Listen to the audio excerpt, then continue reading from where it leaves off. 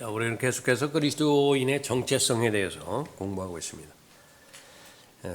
바로 하나님께서 넣어주신 영적 전쟁의 군사로서 하나님께서 맡겨주신 믿음의 선한 싸움들을 잘 감당해야 되는 그런 그 신분을 갖죠. 바로 그리스도 안에 있는 새로운 피조물이기 때문에 가능합니다. 새롭게 창조해 주신 그 새 사람, 또 속사람, 그 성품은 바로 예수 그리스도의 성품과 동일하기 때문에 예수 그리스도께서 모든 시험으로부터 또 마귀와의 전쟁으로부터 승리하셨던 것처럼 예수 그리스도를 따르는 모든 사람들은 승리할 것입니다. 디모데전서 4장 보십시오.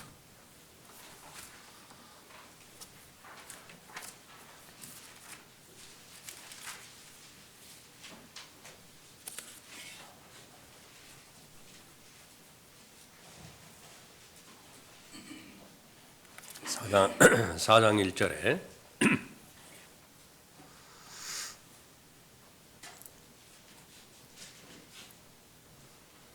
이제 성령께서 분명히 말씀하시나니 마지막 때에 어떤 자들이 믿음에서 떠나 미혹하는 영들과 마귀들의 교리들을 따르리라. 그러니까 예언의 말씀인데 어떤 자들이 그렇게 말했을 때 성경에서 어떤 사람들, 어떤 자들, 이것은 아주 반면교사로 삼아야 되는 사람들을 말하는 거죠. 믿음에서 떠날 것입니다. 두 가지가 작용해야 되는데 하나는 믿음을 형성하지 못하도록 방해하는 마귀의 그 공격이 있고요. 그것이 없이는 불가능합니다. 그러나 마귀의 공격만으로는 또 믿음에서 떠나게 하는 것이 불가능한데 동의를 해야 됩니다. 그래서 이것을 더 깊이 들어가면 생각하지 못하게 만들고요. 그 생각한다라고 하는 것은 깊이 생각한다라고 하는 것을 대전제로 합니다. 깊이 생각한다라고 하는 것을 숙고한다 그렇게 이야기하죠. 그러니까 아주 치명적입니다. 생각을 하되 숙고하지 못하게 만드는 것입니다. 그러니까 진지하게 생각을 해야 되고 또 구체적으로 상세하게 생각을 해야 되는 것인데 그것은 마귀가 존재한다라고 하는 사실을 아는데 이것이 인격적으로 존재하고 있고 그 다음에 하나님의 말씀에서 계시된 마귀의 공격은 취약할 때, 약해질 때 공격하는 것입니다. 남편과 아내 가운데서 본질상 창조의 섭리상 아내가 약하다고요. 그래서 아담을 공격하는 것인데 아담의 가장 약한 부분이 어떤 부분이냐? 그러면 바로 돕는 자예요. 아담 자신에 대해서는 강하다고요. 그런데 돕는 자가 약하니까 그 돕는 자를 공격을 했던 것입니다. 하나님의 아들 예수 그리스도께서 마귀의 일들을 멸망시킬 목적으로 이 땅에 오신 것을 마귀는 알고 있기 때문에 그 하나님의 아들의 일이 성공하지 못하도록 방해해야 됩니다. 공격해야 돼요. 어느 때 공격해야 되는 것이냐? 가장 약할 때요. 40일을 기다렸다고요. 40일 금식한 후에 완전히 기진맥진했을 때에 그때에 공격하는 것입니다. 또 이 육체적으로도 물리적으로 공격할 때 어린아이가 무엇을 할 수 있겠어요? 그래서 예수 그리스도께서 어린 시절에 죽이고자 헤롯이라고 하는 마귀의 그 도구를 사용해서 하나님의 씨가 출현하지 못하도록 방해했던 것이죠. 그러면 그 사실을 우리가 알 때 제일 첫 번째 우리가 알아야 될 사실은 마귀의 존재에 대해서 인식을 한다. 그런데 마귀의 존재에 대해서 인식한다라고 하는 것은 바로 이 시점, 이 장소에서 마귀는 나를 공격할 수 있는 인격적인 존재이고 실제적인 존재라고 하는 사실을 인식하지 못했을 때, 다시 말하면 최소한의 믿음이 저 사람이 지금 보고 있기 때문에 이 짓을 안 하는 것이거든요. 그것만큼도 믿지 못하게 만드는 거 버리는 거예요. 저 사람이 본다라고 하는 걸 인식하면 안 한다고요. 내가. 그런데 그 부분을 무장 해제시켜 버리는 것이 무엇이냐면 인식론에만 가둬버리는 것입니다. 그래서 마귀는 아주 좋아하는 것이 종교와 철학을 아주 중요합니다. 이 좋아합니다. 그러니까 철학적인 관념 안에만 가두어 두면, 종교적인 관념 안에만 가두어 두면은요, 무슨 짓을 해도 상관없어요. 왜? 그 사람에게는 이성이 최종 관념이 되기 때문에 그렇습니다. 내가 비록 이런 짓을 한다 하더라도 내 생각 속에서는, 관념 속에서는 동의하는 부분이 있어요. 그것은 무엇이냐 그러면 그냥 이론이에요. 사람들이 그것을 뭐 교리라고 부르든 아니면 이데아라고 부르든 신념이라고 부르든 그거 상관없다. 그런데 마귀의 최종적인 목적은 살아있는 믿음을 강탈해 가는 것입니다. 그래서 성경에서 계속 우리가 전쟁의 목표는 무엇이냐? 전쟁의 최종적인 목표는 하나님께서 미리 주신 것이 있어요. 그것을 지켜내라 그래요. 그러니까 주신 것을 지켜내야 되는 것인데 또 그 부분에 대해서 분명한 공격은 무엇이냐 그러면 하나님께서 주신 것이 없다고 한다면 마귀는 대들지는 않아요. 그 사람 안에 형성된 믿음이 없다. 아예 그냥 발견되지 않는다. 그냥 내버려 두는 거예요. 그런데 하나라도 하나님께서 은혜 가운데서 주신 믿음이 있다. 형성된 믿음이 있다. 그러면 그걸 빼앗아간다. 근데 그때의 믿음은 뭐냐? 마귀들도 믿을 수 있는 믿음. 그건 건드리지 않아요. 마귀들도 믿을 수 있는 믿음. 그건 유신론이에요. 유일신이라. 하나님 한 분이심을 믿을 수 있는 믿음? 그거는 아무 관계가 없어요. 그거 마음대로 믿으라. 그러나 정말로 한 알의 미랄이 그 죽어서 열매를 맺었을 때 그것이 생명력이 있거든요. 그래서 그 생명력으로 말미암아서 마귀가 그렇게 그 방해하는 새로운 출생이 그 사람 안에서 일어나게 되어진다. 그 새로운 출생을 통해서 그 사람의 마음의 변화를 통해서 정말로 성장한다. 그래서 10가지의 죄악이 그 사람을 통제함으로 인해서 완전히 마귀의 사람으로 이 세상을 살아가게 만들었는데 그 가운데서 10개의 죄악 가운데서 하나의 죄악으로부터 이 사람이 자유로워질 위기상에 퍼져 있다. 그러면 마귀는 긴장하게 되어 있습니다. 그것을 정말 믿을 수 있느냐라고 하는 것이 마귀를 믿는 거예요. 그래서 마귀는 마귀의 교리를 가지고 공격할 것이고요. 그 교리가 너무 마음에 든다.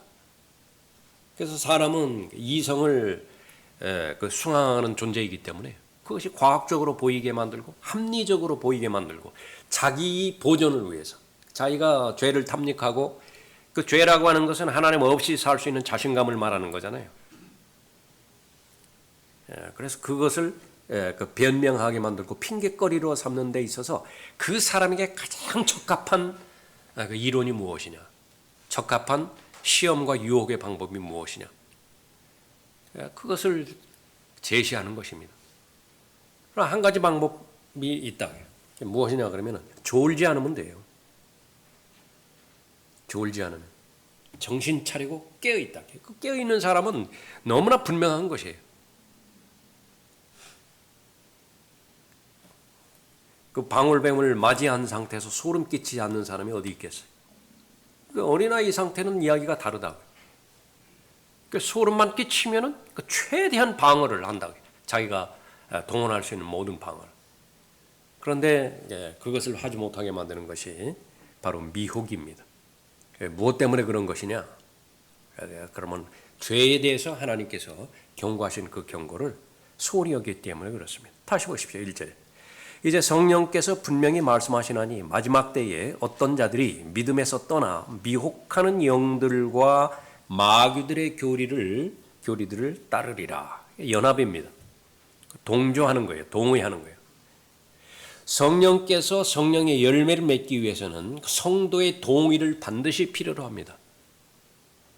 정말로 내가 나의 능력 가운데서 사랑이라고 하는 성령의 열매를 맺을 그런 마음이 절실하냐? 물어봤을 때 예, 그렇습니다. 저는 다른 어떤 것보다도 사랑이라고 하는 성령께서 역사하시는 그 열매가 반드시 필요합니다. 그럴 때에만 성령의 열매가 맺어져요. 그 외에는 그냥 조금 전에 살펴봤던 것처럼 이론입니다. 마찬가지로 그 죄를 짓는 데 있어서 마귀가 유혹과 이 미혹의 여러 가지 과정을 통해서 던져주는 것입니다. 그것이 미끼거든요. 물지 않으면, 그 미끼를 물지 않으면 절대로 낚이지 않아요. 그런데 언제 물리는 것이냐? 두 가지 경우인데, 하나는 무지할 때요. 그것이 미끼인지 몰라요. 덥석 물어버린다. 두 번째로는 알면서도 물어요. 그런데 거의 대부분은 알면서도 물어버리는 것입니다. 왜 그렇죠? 안다라고 하는 것은 이후에 어떤 일들이 일어날지를 내가 인식하는 것인데, 인식한다고요. 생각하는 것이죠. 숙고하는 것이죠. 그래서 수많은 죄들이 있는데 어떤 특정한 죄를 저지르면요, 그것은 본인이 망하는 것뿐만 아니라 패가 망신해요. 근데 그것을 직간접적으로 계속 경험해 왔습니다. 20년 동안, 45년 동안. 그러니까 지금 안 하는 거예요. 그 죄만큼은, 그 짓만큼은 안 한다고 해요. 그런데 그러한 비중 있는 그런 그 심도 있는 죄에 대한 경고가 얼마만큼 나에게 가져와 있는 것이냐. 몇 개 안 돼요. 그래서 이 몇 개만 안 하는, 드러난 죄를 저지르면 안 하면 비로소 안심을 한다. 그래서 죄의 경중을 따진다. 이것이 하나님의 바라보는 관점과 사람이 바라보는 관점의 차이점인 것입니다. 그럼 하나님께서는 그런 그 죄가 그 경중이 있는 것이냐? 그런 거 없어요. 하나님의 보여주신 뜻에 고의적으로 불순종했다. 그러면 그것이 무엇이든지 간에 그 끝은 똑같아요. 사망이라, 죽음이에요. 다만 서서히 죽어가든지, 서서히 죽어가는 경우에는 무엇이 포함되는 경우입니까? 어떠한 영적인 영향력도 발휘하지 못해요. 하나님께서 이 마지막 날들의 그 교회에 대해서 그렇게 경고하듯이요, 분명히 호흡은 있는데 인생이 없어요. 삶이 없어요. 그러니까 호흡만 멎으면 그냥 사망 선고 내려지는 것인데, 그러나 실제적인 면에 있어서 삶이 없는데 그 사람의 호흡의 연장이 무슨 의미가 있겠느냐? 그런 상태로 그렇게 되게 되는 것입니다.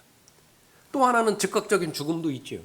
성경에서 언급하는 것처럼 그 사람이 거듭난 하나님의 자녀이고 새로운 출생을 경험한 하나님의 자녀라고 한다면 하나님의 사랑은 그치지 않아요. 하나님의 자비는 계속해서 그 사람의 위에 머무른다. 그러면 가장 귀한 것은 무엇이냐? 가장 좋은 것은 뭐냐면 더 이상 삶을 연장시켰을 때에 하나님의 관점에서 보면, 모든 것을 아시는 하나님의 관점에서 보면 돌이킬 가망성이 없어요. 그 사람이. 그럼 먼저 데려가시는 것입니다. 그 부분들을 말씀하는 것입니다. 2절에 그들 자신의 양심이 화인을 맞아, 결과죠. 마귀의 거짓말에 마귀가 던져주는 모든 수많은 타협에 자신이 동의한 결과 양심이 화인을 맞는다. 그 양심의 기능이 있을 거 아니겠어요? 그 정상적인 기능을 잘해야 되는데 이것이 기능을 안 해요. 더 나아가서 역기능을 해버린다. 이게 큰일 난 거죠. 그 역기능을 하는 세포들을 보고 암이라고 합니다. 분명히 아군인데 적군으로 알고 그냥 공격해버려요. 그런데 그 파괴력은 어떻습니까? 그 막을 방법이 없어요. 그럼 그 시간이, 정해진 시간이 지난 다음에 그 죽는 순간만 기다려야 되는 거죠. 화인을 맞아 위선으로 거짓을 말하리라. 그래서 이 위선이라고 하는 것은 알고도 고의적으로 짐짓 그런 채 하는 것을 말하는 거죠. 본인은 알아요. 마음에서 있는 내용이 지금 자신이 하는 말과 다르다라고 하는 것을 알거든요. 그런데 왜 거짓말인 줄 알면서 거짓말을 행하는 거예요? 이미 힘을 빼앗겨 버렸어요. 성령 하나님께서 통제하실 때에는 거짓말을 안 할 능력이 있습니다. 그러나 이미 빼앗겨 버렸죠. 의지를 빼앗겨 버렸다. 왜?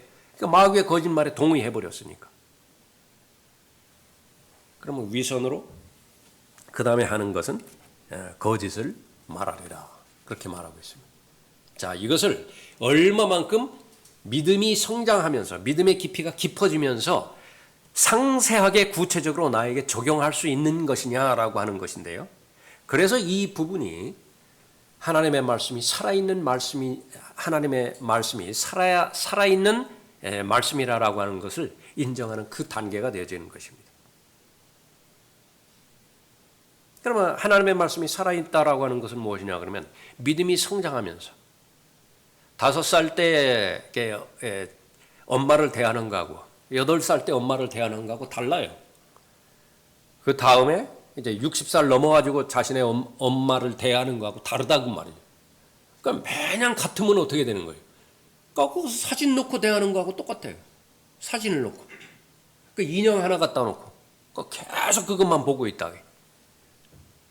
말씀도 마찬가지입니다. 왜 똑같은 이 1절, 2절 말씀을 보는데 작년에 대하는 말씀하고 올해 대하는 말씀하고 다른 것이냐. 작년에 내가 처한 환경이 달라요. 지금 내가 처한 환경과 다르다 그 말이죠. 그럼 그 환경에 다른 환경 가운데서 형성된 자아상 이거 다를 수밖에 없는 거예요. 그런데 이 하나님의 말씀은 정확하게 그 사람의 수준에서 말을 해주는 것입니다. 왜? 내 혼의 동기를 알잖아요. 생각의 의도를 알잖아요. 그렇게 해서 받아들였을 때 겸손하기만 한다라고 한다면 그렇습니다. 하나님의 말씀은 나에게 말씀하시는 이 부분이 분명하게 절대적으로 내가 나를 평가하는 것보다 내가 나를 판단하는 것보다 더 정확합니다. 말씀하십시오. 말씀해 주십시오. 제가 깨닫고 순종하겠습니다. 그 부분을 말씀하는 것입니다. 디모데후서 4장 보십시오.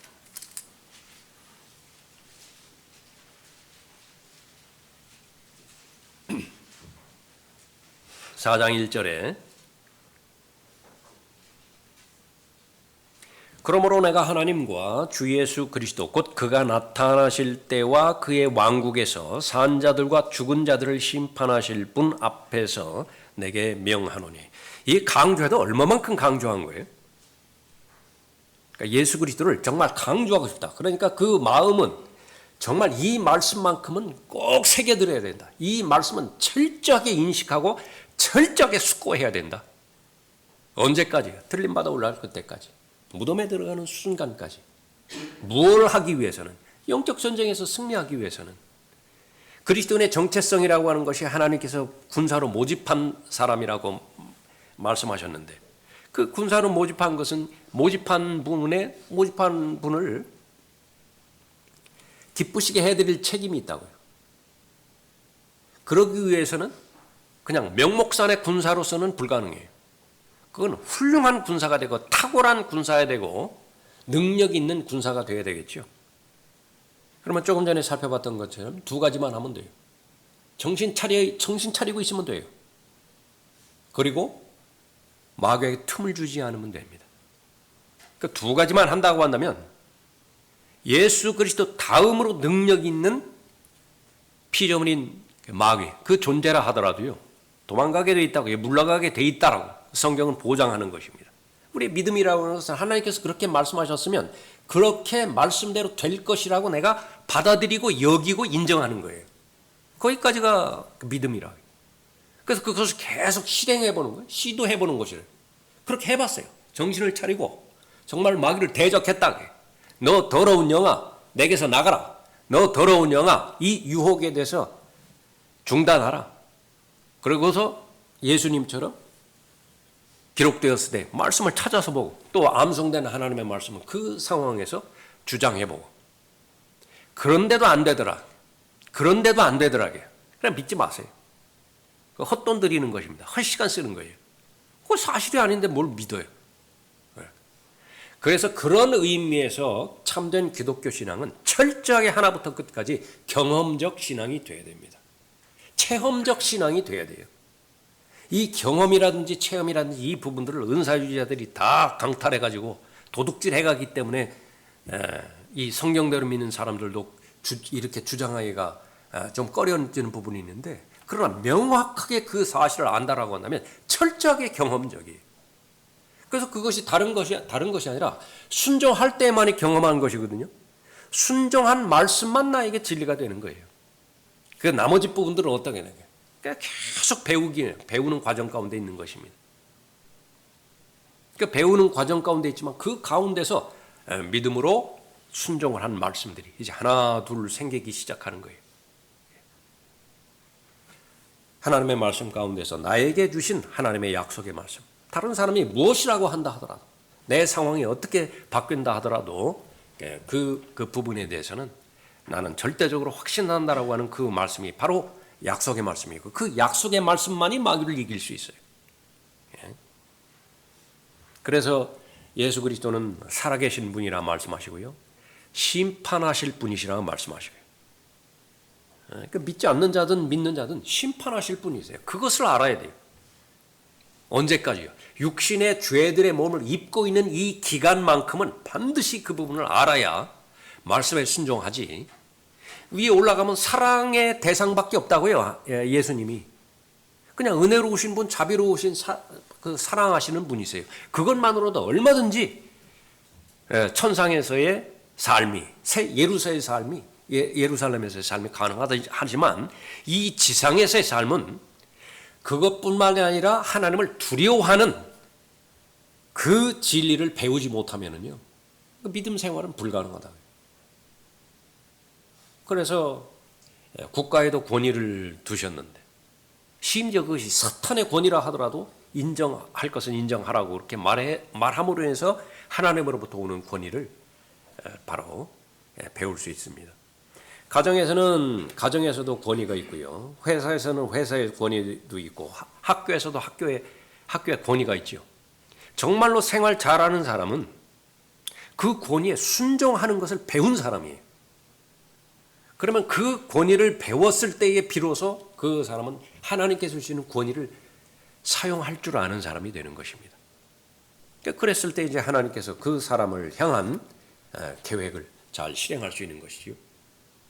그런데 순종하는 것, 그 부분에 대해서는 신실하지 못하고 계속 주장만 한다. 자신의 위치에 대해서. 그러면 그것은 모든 영역에서 어렵게 만드는 그 부분입니다. 2절에 너는 말씀을 전파하라. 그러니까 때를 얻든지 못 얻든지 항상 대비하라. 어떤 말씀을 전파하죠? 어떤 말씀을 전파하는 것입니까? 여기서 말하는 그 말씀은 복음이 아니에요. 말씀이라고. 그러니까 핵심은 4장 1절에 있습니다. 그러므로에 있다고요. 그러므로. 그럼 그러므로의 본질을 찾아내려면 어떻게 되죠? 위로 거슬러 올라가야 되죠. 16절 보십시오. 3장 16절에. 모든 성경은 하나님의 영감으로 주어진 것으로. 이 말씀이에요. 이 말씀을 전파하라고 말해요. 이것은 모든 사람에게 유익을 주는 하나님의 말씀인데, 그렇죠. 하나님이 유익하신 분이시니까 모든 사람에게 유익을 준다고요. 그런데 지금 이 시대에는, 다른 시대도 그렇지만 이 시대는 특별하게 어떠한 하나님의 계시를 통해서 모든 사람에게 유익을 주는 것이냐? 그 말씀이에요. 기록된 말씀이라고요. 모든 성경은 하나님의 영감으로 주어진 것으로 교리와 책망과 바로잡음과 의로 훈육하기에 유익하니, 이는 하나님의 사람이 온전하게 되며 모든 선한 일에 철저히 구비되게 하려 함이니라. 그렇습니다. 구원받은 하나님의 자녀에 대한 하나님의 뜻은 온전한 사람으로 성장하는 거예요. 성장하는 것입니다. 언제까지요? 구원의 완성인 그리스도의 충만하심의 장성한 분량에까지 이르는 과정들을 통해서 아들의 형상과 일치되어지는 것. 그것이 구원의 완성입니다. 구원의 목적은 무엇이냐? 예수 그리스도처럼 되는 거예요. 어떤 부분에 있어서? 영과 혼과 몸에 있어서 다. 그 가운데서 아주 시작의 단계가 지옥으로부터, 지옥의 형벌로부터 구원받은 거예요. 혼의 구원으로부터 시작된 것이다. 지금은 계속 영이 자라고 있죠. 그 영이 구원받는 거예요. 몸은 하나님께서는 손대지 않으시는 것입니다. 그건 불가능해요. 몸을 손대는 것은. 그런데 이것과 정반대로 이 종교에서는, 그것이 기독교로 불리든 무슨 프로테스탄트로 불리든 무엇으로 불리든지 간에 하나님께서 포기하신 이 몸을 계속해서 존중하는 것입니다. 그래서 사람들이 하는 것은 개혁이에요. 개혁해보자. 올바로 심지를 굳게 해서 올바로 그 마음을 믿어보자. 그것이 바로 마귀가 좋아하는 종교의 영역이고 또 이 사상, 철학과 교육의 그런 그 영역이기 때문에 마귀의 미혹에 넘어가는 것입니다. 그래서 교육을 신봉하는 거예요. 무슨 뭐 대학 나왔다 그러면 뭐 지금은 그렇게 부를 사람 없지만 배운 사람도 그런 말을 하느냐. 배우긴 뭘 배워요? 대학에서 도대체 뭘 배우는 것이죠? 사람을 배우나요? 그러나 아주 신봉한다. 그래서 사람은 본래 선한 것인데 환경이 악하기 때문에 좋은 환경에서만 잘 양육하면 그 사람은 선할 것이라고. 거기에 속지 않는 사람이 어디 있어요? 거기에 넘어가지 않는 사람이 어디 있습니까? 그래서 온전한 사람으로 성장하는 것인데 도대체 어떻게 온전한 사람으로 성장하는 것이냐? 그것은 성경에서는 결론 지는 것은 말씀 외에는 없어요. 그러니까 말씀을 어떠한 자세와 태도로 받아들이는 것이냐? 하나님 자신과 똑같이 받아들여야 돼요. 마귀가 하는 공격도 마찬가지입니다. 예수 그리스도께서 육신으로 나타나신 하나님으로 이 땅에 계셨죠. 공격한다. 하나님을 공격하는 거예요. 무엇을 공격하는 것이요? 권위를 공격하는 것입니다. 최초의 반란이 일어났을 때 그것은 하나님의 권위에 대한 도전입니다. 그것은 뭐 살인도 아니고 뭐 음행도 아니고 도둑질도 아니에요. 그러니까 죄의 본질은 무엇이냐면 권위의 선을 넘어가는 거예요. 피조물의 선을 넘어가서 창조주의 영역에 도전하는 것입니다. 그것이 죄의 본질이에요. 그 권위를 상징하는 것이 하나님의 보좌인데 그 보좌를 찬탈하고자 자신의 의지를 동원해 버렸죠. 그 자신의 의지라고 하는 것은 피조물의 자신의 그 의지의 그 영향은 순종하는 데 의미가 있습니다. 왜냐하면 창조주라고 한다면 독립이 되어 있기 때문에 무엇을 생각하든지 돼요. 이것은 마치 우리가 들림받아 올라가서 예수 그리스도의 형상과 일치되었을 때 그 상황과 똑같이 돼버리는 것입니다. 무엇을 생각해도 돼요. 그러나 피조물의 단계에서는 아무거나 생각하면 안 되는 것입니다. 하나님의 뜻에 대해서만 순종할 수 있는 자유가 있다고요. 그때만 자신의 의지를 사용을 해야 피조물의 그 목적과 가치를 실행할 수 있는 그런 그 부분이죠. 권위에 대한 도전입니다. 그 하나님이 내려오셨죠. 공격한다고요. 마귀의 궁극적인 목적은 하나님을 반역하는 것입니다. 하나님을 대적하는 것입니다. 그런데 자신의 뜻을 이루시고 이제 하늘로 승천하셨어요. 이 지상에서는 뭐만 남았느냐 하면 그분의 입에서 나오시는 기록된 말씀만 남았어요. 마귀의 계략은 변함이 있는 것이냐? 없어요. 요한계시록 20장에서 불못에 들어가는 순간까지 마귀의 계획에는 변함이 없습니다. 술책과 계략 그것도 변함이 없어요. 일관되게 꾸준하다고요. 그건 뭐냐면 하나님을 공격하는 거예요. 하나님을 대적하는 것이라. 그래서 하나님의 말씀에 대한 공격이 첫 번째 사람 아담이 창조되었을 때부터 시작된 것입니다. 죽지는 않을 것이다. 반드시 죽지는 않을 것이다. 그것으로부터 시작해서 그 다음에 이제 하나님의 말씀을 통해서 역사하는 것인데 이 하나님의 말씀에 계속해서 마귀의 변개된 사상을 넣어줌으로 인해서 생명력을 잃어버리게 만드는 거예요. 효력을 잃어버리게 만든다. 17절 보십시오. 이는 하나님의 사람이 온전하게 되며 모든 선한 일에 철저히 구비되게 하려 함이니라. 성경을 주신 목적인데 하나님의 사람. 이것은 거듭남을 통해서 새로운 출생을 통해서 하나님의 사람이 되지요. 그 다음에 목표가 무엇이냐? 삶의 목표가 무엇이냐? 온전하게 되어지는 것이다. 그렇게 한번 생각하십니까? 자꾸 잊어버리게 만들어요. 이건 한 번 내가 결심하고 내가 아주 큰 기도를 하나님 앞에 드리고 그렇게 해서 완전히 마음이 회복되었다. 그거 하나로 보장되지 않아요. 그러니까 계속 반복을 해야 됩니다. 반복을 해야 된다. 언제까지 그렇게 반복을 해야 되는 것이냐? 육신의 죄들의 몸의 영향력으로부터 완전히 벗어날 때까지. 이건 누구도 예외가 없어요. 누구도.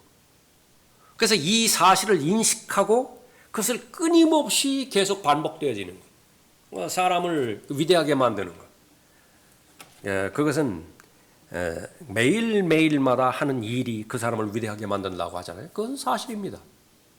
여러분의 삶을 한번 돌이켜보세요. 여러분이 매일매일 시간이 지났는데 그 가운데서 계속 반복하는 것들 있죠. 그것이 여러분을 만들어낸다고요. 그 외의 것은 그거 아니에요. 그 외의 것은 여러분 자신이 되지를 못한다고요. 하나님의 말씀 마찬가지입니다. 빵으로만 계속 사는 것인데 빵 계속 먹기 때문에 내가 존재하는 것이에요. 그런데 그것이 무엇을 말하는 것이냐 그러면 하나님의 입에서 나오는 모든 말씀으로 살 것이라고 하는 것을 그 명제를 강조하기 위해서 그것을 보조적으로 말씀하신 거 아니겠어요? 그러니까 마찬가지야. 우리가 하나님의 사람으로서 온전하게 되는 것이 삶의 목적이다. 내가 지금 하고 있는 모든 일들이 하나님의 온전한 사람으로 계속 성장하는 그 부분에 관계가 있는 것이냐. 이게 이제 여러분들이 스스로 판단하게 하기 위해서 교회가 필요한 거예요. 목사는 그것을 돕는 것입니다. 성경 공부는 그것을 돕는 것이에요. 여러분을 기도로 인도하고 왜 기도하는 사람이 되어야 되느냐, 말씀의 사람이 되어야 되는 거냐. 스스로 자신을 평가해 볼 수 있고 스스로 자신을 피드백시킬 수 있는 능력을 함양시켜서 나는 계속해서 온전한 사람으로 나아가고 있는 것이냐. 그것을 확인하라는 거예요. 그런데 그 사실을 하지 못한다. 너무너무 아쉽다. 너무너무 아쉽다. 거의 대부분 되는데 세상에서 말하는 것처럼 2%가 부족한 거예요. 그 2% 부족한 것 때문에 끊임없이 그 시지프스처럼 말이죠. 계속 돌리는 거예요. 계속 돌린다. 7번 정화되면 끝나는 거예요. 7번 정화되면 끝난다. 완전히 순금으로 정금으로 나오게 돼 있어요. 모든 구운더더기들 다 떨어져 나가니까. 그런데 어떤 사람은 5번째에서 계속 걸리는 거예요. 5번째 계속 반복만 한다. 반복만. 어떤 사람은 3번째에서 계속 반복만 하고 첫 번째, 두 번째 잘 견뎠어요. 3번째 견뎠어요. 4번째로 넘어가면 되는데 못 넘어가요. 그것이 바로 하나님의 말씀을 온전히 신뢰해야 된다라고 하는 그 부분입니다. 이는 하나님의 사람이 온전하게 되며 모든 선한 일에 철저히 구비되게 하려 함이라. 그래서 그것이 그렇게 말씀에 대한 계시라고요. 말씀은 무엇이냐, 어떤 일들을 하는 것이냐, 어떤 역할을 하느냐. 지난 시간에 구체적으로 살펴봤던 것처럼 새로운 출생을 가능하게 하는 것은 말씀밖에 없어요. 왜냐하면 그 하나님의 말씀 안에는 썩지 않을 하나님의 생명이 담겨져 있기 때문에 그렇습니다. 그 외의 것은 다 썩어져 버릴 것들이에요. 그리고 새로운 출생을 경험한 그 사람을 성장하게 한다. 하나님의 말씀만이 가능한 것입니다. 그러면 하나님의 말씀으로 성장한다라고 하는 것은 뭐냐면 두 부분입니다. 하나는 하지 말아야 될 일이 있고 하나는 해야 될 일이 있다고요. 이 부분도 마귀는 계속 양극단으로 몰아가는 거예요. 하지 말아야 될 것들이 있다. 하지 말아야 될 것들을 그것을 계속 아까 10가지 예를 들었지만 성장하면서 9가지로 줄어드는 거예요. 8가지로 줄어드는 것입니다. 어느 특정한 죄에 대해서는요. 기도하고 진심으로 하나님 앞에 나아가서 자신의 의지를 드림으로써 그것으로 끝나버리는 죄도 있어요. 예를 들어서 술에 대해서 힘들어하고 있는 것인데요. 단번에 술 생각이 끝나는 사람도 있다고요. 그런데 어떤 경우에는 그 술을 끊기 위해서 의료진의 도움을 받아야 되는 사람도 있어요. 받아야 되는 거예요. 그 사람은. 사람과 다 다르다고요. 기도하면서 수차례 실패하는데 또 일어나야 되고 그렇게 해서 결국은 시간이 지난 다음에 술로부터 자유로워졌다. 네, 그렇게 되는 거예요. 그런데 그런 모든 부분들이 의미가 있기 위해서는 그러니까 성장이라고 하는 것은 내가 해서는 안 되는 부분이고요. 음식으로 말하면 나쁜 음식을 먹지 않는 것입니다. 굶을지언정 금식할지언정 안 먹는다고요. 그래야 되죠. 그래야 되죠. 독을 먹을 필요가 없지 않습니까? 해야 할 일이 있다고요. 그러나 구원받은 하나님의 자녀들은 이 목적은요. 주된 목적은 무엇이냐면 에베소서 2장 10절의 말씀이 진리라고 한다면 도대체 무슨 목적으로 구원해 주셨는 것이냐? 행위로 말미암지 않고 믿음으로 말미암아 은혜로 왜 구원해 주셨는 것이냐? 선한 일을 행하게 함이래요. 그러니까 무언가를 해야 된다고요. 그 목적으로 구원해 주셨고 그 일을 행하기 위해서는 자신의 정체성을 인식한 가운데서 그 일에 도달할 때까지 성장을 해야 되죠. 그렇게 해서 말씀으로 말미암아서 많은 일들이 있다고. 우선적으로 자신은 기도의 사람으로서 말씀의 사람으로서 부활의 증인으로서 그 역할들을 잘 감당해야 되는 것이 기본 의무죠. 그 아버지 위한 거예요. 그러니까 처음에는 그렇게 생각한다고. 왜 그렇게 학원을 보내고 학교에 공부하고 숙제 검사를 하고 또 그렇게 계속해서 주기적으로 평가를 확인하고 싫은 소리 듣고 심지어는 부모와 자녀 사이에 그 틈이 벌어질 때까지 부모는 왜 그렇게 하는 거죠? 아이들은 잘 온전하게 이해가 안 된다고요. 그러나 자기도 부모가 되어지면 똑같은 일을 할 수밖에 없다고요. 왜냐하면 그 마음의 동기가 사랑이기 때문에 자식을 아끼는 것이기 때문에 그렇게 할 수밖에 없는 것이잖아. 이 세상의 범주 내에서도 그렇다고요. 그리스도인의 영적인 범주 내에서는 더 말할 것도 없지요. 왜 그렇게 하는 것이냐? 왜 그 바쁜 중에서도 정말로 하나님의 말씀에 집중해서 하나님의 말씀에 그 사람이 되어야 되고 그 말씀을 근거로 해서 은혜의 보좌 앞으로 나아가 기도하고 그래서 대화가 될 거 아니에요. 하나님은 이렇게 말씀하시는데 그 말씀과는 전혀 상관없이 나는 내 말대로 그러네. 각자 따로 이야기한다고요. 무슨 소통이 돼요? 무슨 대화가 되느냐고요. 그런데 그렇게 하고 그 다음에 이제는 영적인 근력을 형성해야 되는데 영적인 근력을 형성하는 것은 하나밖에 없어요. 믿음이 성장하는 것은. 그것은 시인하는 것 외에는 방법이 없어요. 하나님은 시인하는 것 외에는 방법이 없다. 그래서 예수 그리스도를 개인의 구주로 믿을 때도 시인하는 것이고요. 마음에서 이루어진 일을 입으로 표현하는 거죠. 언어는 자신의 사상 체계니까. 그 가운데 또 공개적으로 시인하는 것이 침례에 대한 순종이라고요. 사람들 앞에서 천사들 앞에서 하나님 앞에서 하나님의 원수인 마귀 앞에서 나는 그리스도인입니다. 이전까지의 삶은 다 묻혀진 삶입니다. 지금 이 시점부터 침례받는 이 시점부터 교리적으로 말하면 예수 그리스도를 개인의 구주로 믿은 성령 침례가 일어나는 그 순간부터를 말하는 것이죠. 나는 하나님께서 불러주신 것이 새로운 피조물이라고 말씀하셨는데 다시 말하면 그것은 제2의 인생이 시작되었다고 말씀하셨는데 나는 거기에 절대적으로 동의한다.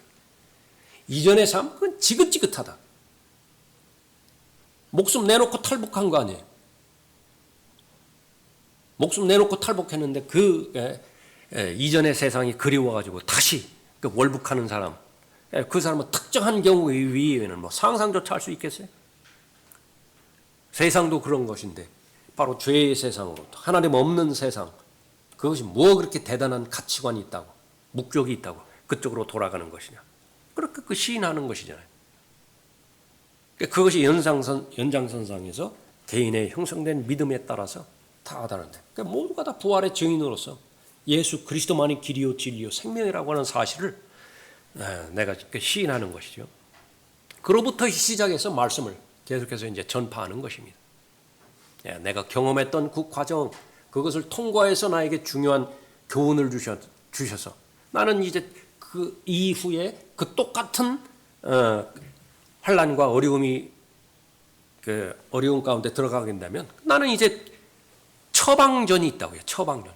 그 약만 복용하면 돼요. 그걸 가지고 있다고요. 그런데 지금 옆에 있는 사람이 그 중간에 지금 통과하고 있어요. 3분의 1쯤 통과하고 있다. 나 말고 누가 도와줄 수 있죠? 그런 사람은? 말씀을 전파하라고요. 그럴 때 어떤 말씀이 필요한 것이냐? 교리에 해당되어지는 말씀이냐? 우선 무지하면은 형성될 믿음이 없으니까 알아야 될 거 아니에요? 진리가 무엇이고 사실이 무엇이고 수많은 특정 주제들이 있을 거 아니겠어요?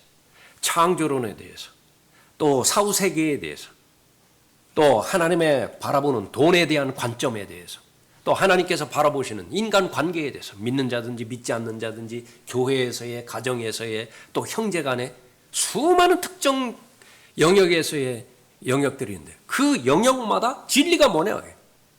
특정 영역에 대한 진리, 그것이 교리라고요. 그걸 알아야지.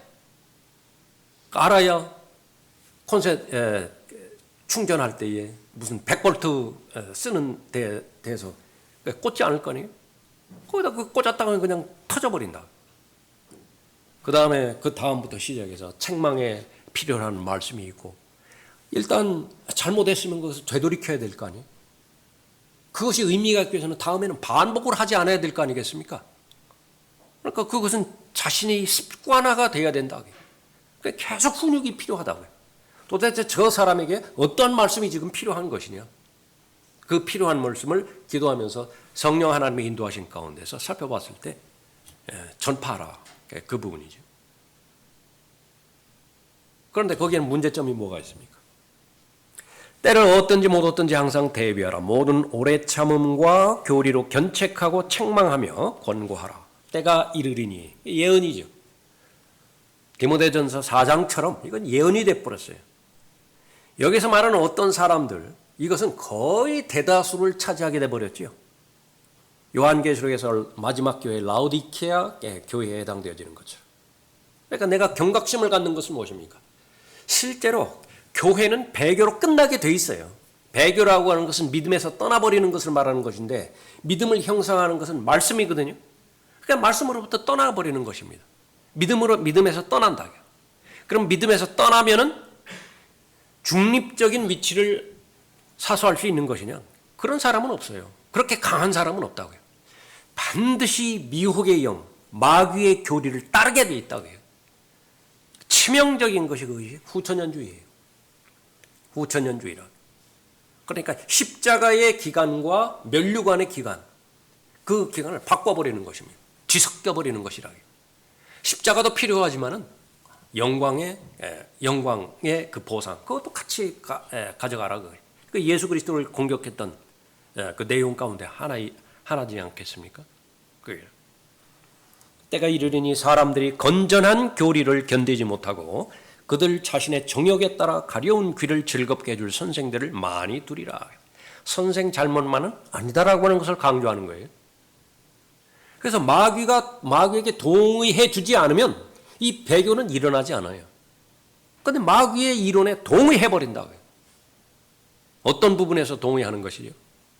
과거에는요, 법으로 하나님께서 사람들을 다루셨어요.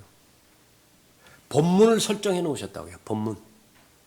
그래서 이 법을 넘어가는 것이냐, 법 안에 들어있는 것이냐, 그것만 가지고 사람들 판단해 버렸다고요. 오히려 편할 수 있습니다. 오히려. 그러니까 쉽게 말하면, 이게 우리로 말하면 그 형사법, 무슨 형사소송법 이런 거예요. 그거 안 하면 저촉되는데, 그 일반적인 경우라면 거기에 뭐 해당되는 사람이 몇이나 되겠어요. 요즘은 꽤 많지만은, 그러니까 여러분 가운데 그 법에 해당되는 사람이 누가 있겠어요. 예. 그러나 십자가 이후에는 법을 기준으로 해서 다루는 것이 아니라 여러분의 신분을 기준으로 해서 다루신다는 거예요. 여러분의 신분이 뭐냐면 하나님의 아들이에요. 하나님의 자녀라고. 이제는 아들로서 다룬다고 말해요. 아들로서. 그러면 아들로서 다루는 그 기준은 어떻게 되는 것이냐? 무한대예요. 무한대라고 해요. 그 성장 과정마다 하나님께서는 기뻐하시는 영역이 다 다르죠. 출생 자체만으로 기뻐할 기간이 있다고요. 출생 자체만으로. 그때 출생했는데 10년 지나고 15년 지났는데도 계속해서 출생 자체만으로 기뻐할 대상이 어디 있어요? 그 역할들을 해야 되죠.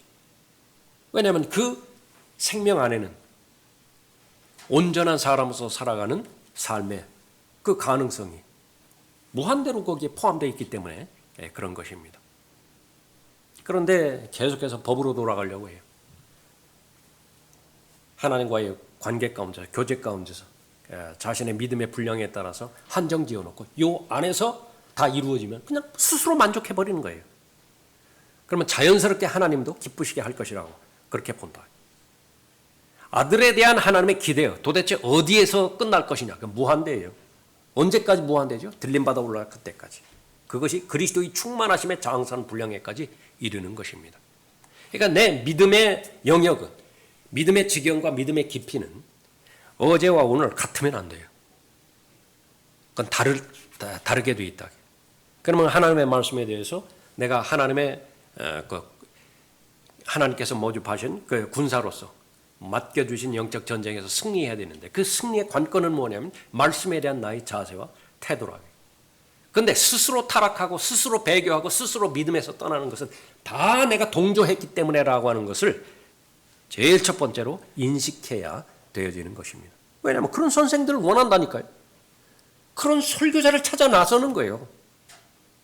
그러면 그런 가르침과 그런 그 설교자를 통해서 정말로 이 일들이 이루어지는 것이냐 말이죠.